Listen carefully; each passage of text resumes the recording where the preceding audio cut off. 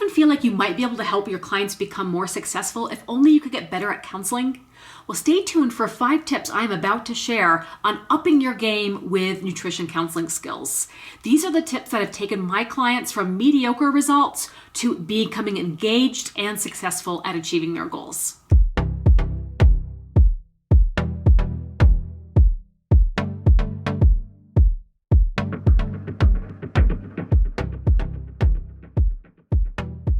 Hey folks, I'm Amy Hager. I'm a registered dietitian in private practice, and I enjoy sharing tips about private practice and counseling here on my channel. So if you haven't subscribed yet, definitely hit that button, and I'll see you in future videos. So today I'm going to help you up your game with your nutrition counseling skills. I know it's tempting to put the blame on the client when they're not successful by saying they're not compliant with our advice, but are you really setting them up for success with your style in your nutrition counseling? There are some techniques that are proven to help you become a better counselor based on decades of research. So let's dive in and I'll share with you my top 5. Number 1 is when I'm working with a client, I like to simplify the focus. I know clients love to just dive in and grab on to 5 or 6 different things to focus on between sessions, but I find that to be too much for most people. And I mean almost everyone.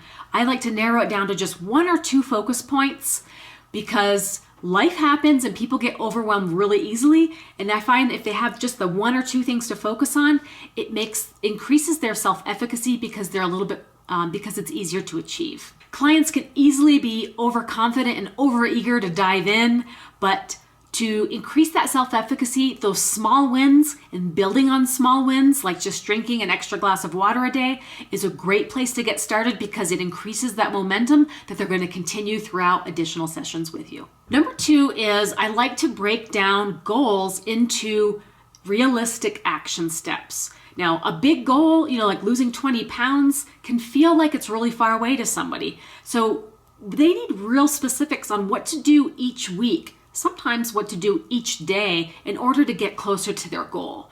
So if someone was to say, my client might say, I want to eat healthier at work. That's cool. I appreciate that. But how are you going to get that done by next week? How are you going to implement that through the week? These are the questions I'm trying to get them to see what steps they're going to have to take. What does eating healthier at work mean? Well, they might be thinking, I'm going to bring my lunch to work. That's great, but there's a lot more that goes into bringing healthy lunch to work. One is, when are they going to prepare it? Are they going to do it the evening before? Are they going to do it the morning of? Are they going to do it the Sunday before the entire week starts? When is all that food preparation going to take place?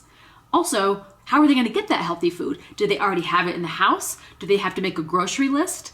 Do they have ideas, meal ideas for what they're going to bring? So there's a lot of unknowns that haven't been spelled out when your goal isn't very specific. That's why I like to really make the action plan as specific as possible. So literally today, I went through with a client about the same steps, bringing a healthy lunch to work. Great. When are you going to pack that? I'm going to make a sandwich and pack a piece of fruit. So those were the things that were really specified. So my client knows exactly what to do in order to get closer to the long-term goal by breaking it down into weekly action steps. Number 3 is getting into the psychology piece. This is asking why these changes are important to them. This is a really good question. This is the motivation that the clients often refer to. I need to be motivated.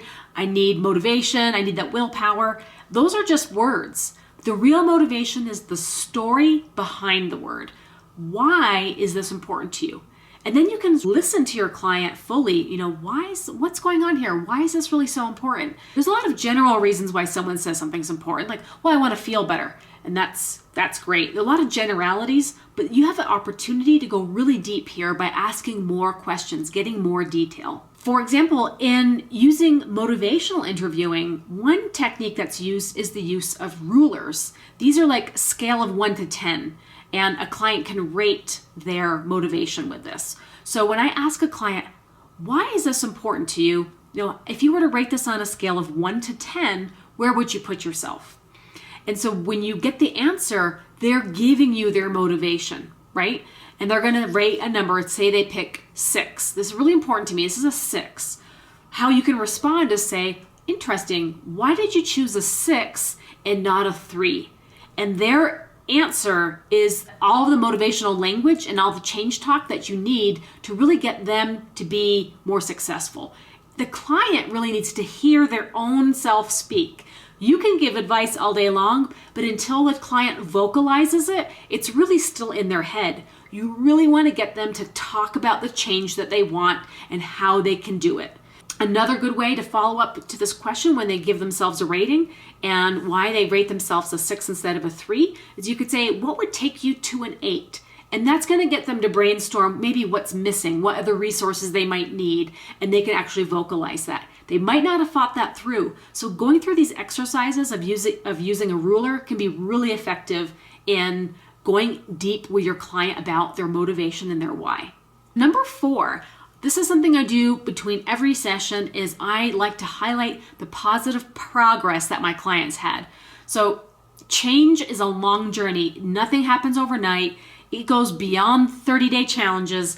It can be tedious and draining on your client, and they need little things to kind of perk them up in between. So, when I meet with a client and we're going over how their past week went, the first thing I like to ask is what went well. Get them to think about what was easy, what was a success, even little small things like, I drank a lot of water on Thursday instead of soda.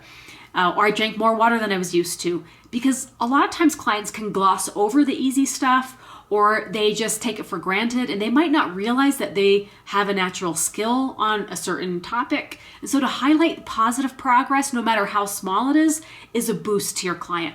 And when you're giving them a boost, it increases momentum and motivation. So focusing on positive generates more positive feelings for your client, and that's what carries them into the next phase.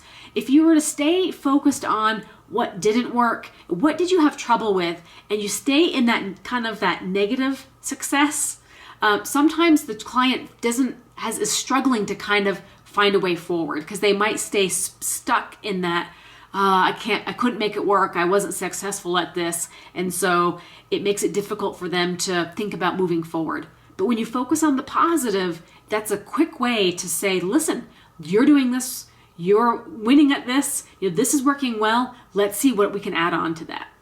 And tip number 5, I like to highlight the progress for the client in the journey towards their big goal. So in similar way to number 4, where we're highlighting the positivity of the past week, I like to demonstrate that actual change is occurring before that big goal is achieved.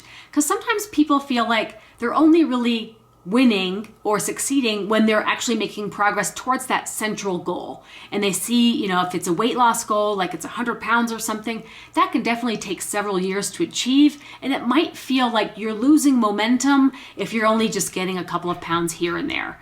So I'd like to break it down for the client to show them other areas of their life that are improving along the way. So this could be an example like improved energy levels, improved mood, better blood sugar control, lower blood pressure, sleeping better at night. Those are just a handful, but I like to go through all of those on a weekly basis because sometimes these changes happen immediately for the client, especially for things that are very variable like blood sugar control. That can happen within a day. So when you can demonstrate to your client that they are achieving change already and that they're already having multiple areas of their life be impacted by progress towards their goal, it makes sustaining that goal and working on it a lot more enjoyable, a lot more rewarding for the client, and it feels like there's more wins to be had. Even though they only had their sights set on maybe just a weight loss goal, when they can see the rest of their life improving, it makes it a lot more meaningful for them. So like I said, there's so many other ways to improve your counseling style to help your client have a better experience.